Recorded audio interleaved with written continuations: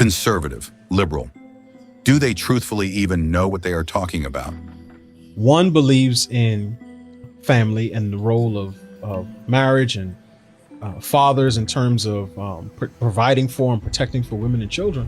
And the other believes in the government as everyone's dad. I think the main difference between conservatives and liberals is that I think conservatives just like Trump. I think they just like a straight up con man, like an honest, in your face con man. Charlie Kirk and Candace Owens, the right-wing superstars, went on Fox News, and what they did is they spewed the most boring, banal, right-wing talking points I've ever heard. They spin out hour after hour of slickly produced left-wing propaganda. And those people have more or less systematically been ignored by people on both the right-hand side and the left-hand side of the political spectrum. On the right, conservatives, you're always talking about taxes and regulations and big government. And on the left, liberals, talking about economics, it's always about income inequality, right? The divide between the left and the right is as bad as it's been in really any of our lifetime.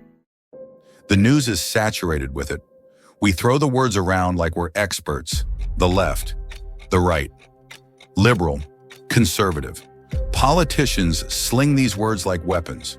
Media pundits build entire careers off them.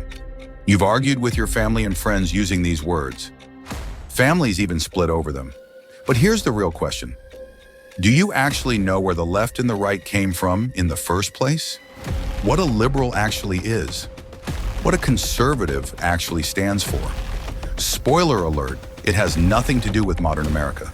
The story starts with chairs and a revolution. We're here fighting cultural, political, and generational wars. Yet the language we use to frame these battles was never actually designed for today's world or our political environment. It was born out of panic, power struggles, and literal furniture placement, but not here in America. Let's go back to old France. The French monarchy is collapsing under debt. King Louis XVI calls together the Estates General to try to save his kingdom. 3 estates, the clergy, the nobility, and everyone else. The third estate. The people are restless, bread is scarce, ideas of liberty and equality are spreading like wildfire. And inside the meeting hall, history is quietly about to change. When it came time to vote on whether the king should keep his power to veto laws, deputies split the room. Those supporting the king, the monarchists, aristocrats, and clergy, sat to the president's right. Those supporting revolution, reform, and a new constitutional government sat to the left. That's it. That's the moment. One observer at the time, Baron de Gaulle, said, "We began to recognize each other. Those who were loyal to religion and the king, they took up positions to the right of the chair so as to avoid the shouts, oaths, and indecencies that enjoyed free reign in the opposing camp. Jean Sylvain Bailly meant demonstration as an insult. But history took notes, because from that day, the right meant preserving the old order, church, monarchy, tradition, and the left meant pushing for reform, equality, and a break from the past. The label stuck. Over time, newspapers and politicians used left and right as shortcuts for belief systems. By the 19th century, they weren't just describing where you sat, they described what you believed. When you look back at the early history of cooperation, you always find temples, gods, religion, people circle around sacred objects that binds them together, but at the same time it blinds them. They can't think for themselves. They become partisan. They become members of the group. Liberals and conservatives are bound around different sacred values, sacred principles, and they absolutely cannot understand each other. They are forbidden from understanding each other, lest they be kicked out of their tribe. Left became associated with secularism, workers' rights, and social change. Right became tied to hierarchy, religion, and national identity. And then something else started forming alongside those terms, liberal and conservative. If Congress wasn't so polarized, that would dampen down the messages out through all the polarized media that we all have to hate each other and that the other side is going to destroy the country.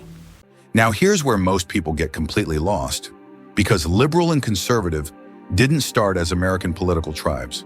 They started as philosophical attitudes toward change. Liberalism in its original sense was radical.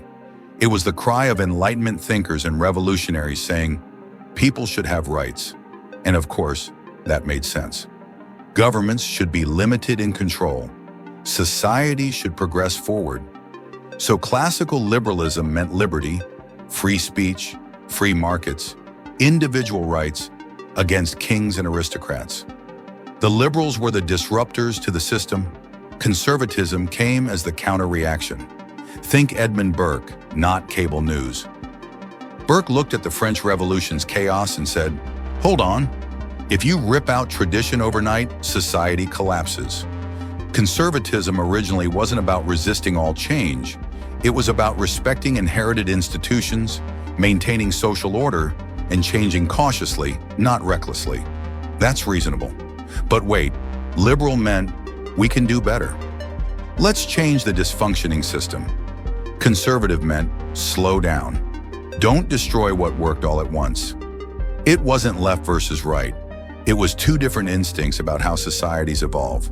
One pushes forward, the other stabilizes. The thing is, you actually need both to avoid chaos or stagnation. But as these ideas spread across Europe and into the Americas, the terms were reshaped by each nation's history. In the United States, liberalism merged with progressive politics and social reform. Conservatism merged with religious tradition, free enterprise, and a belief in limited government. And somewhere along the way, liberal and conservative got shoved into the same two buckets as left and right. The problem is, they're not perfect synonyms. They overlap in messy ways. And because of that, we've built entire political identities around labels that most people have never actually unpacked. People today don't actually know what these labels mean. They just pull to one side or the other. Turn on the news. The radical left. The extreme right. Liberals are destroying the country. Conservatives are holding us back. But when you strip away the headlines and the hysteria, you're left with words born from a room overseas, a revolution and two competing philosophies, ideas about how society should handle change. And here's the kicker. Most people who passionately claim one label don't actually know its history. They're standing on foundations they've never examined. In fact, you could say that most people these days have no idea of what they stand for. In some cases, it's simply, my dad was a conservative, or my whole family has always been liberal. So the next time someone says, I'm a conservative, or I'm a liberal, or I'm on the left or the right, ask them this. Do you know what that actually means? Because if you don't know the origins, you might not truly know the ideology you're defending. We've turned centuries of complex philosophical debate into lazy team jerseys. My team against yours. And that's why politics today feels more tribal than thoughtful. We've stopped questioning the labels altogether. If this made you rethink what you believe, hit subscribe, because we're just getting started.